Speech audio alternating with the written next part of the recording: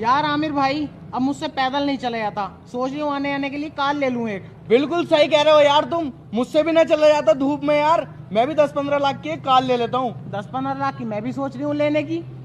देख रहे हो दोस्तों, इससे पैदल नहीं चला जाता तो ये सोच रहा है 10-15 लाख रुपए की कार ले ले, और इससे धूप में नहीं चला जाता तो इसने भी सोच ली 10-15 लाख की कार ले ले। 10-15 लाख। और अभी इनसे मैं ये कह दूं कि 20 रुपए की जलेबी मंगा लो यार, तो बहुत सड़ी के लड़ेंगे आपस में कि पैसे तू देगा और तू देगा। बातें करवा लो इनसे 10-15 लाख की कार में।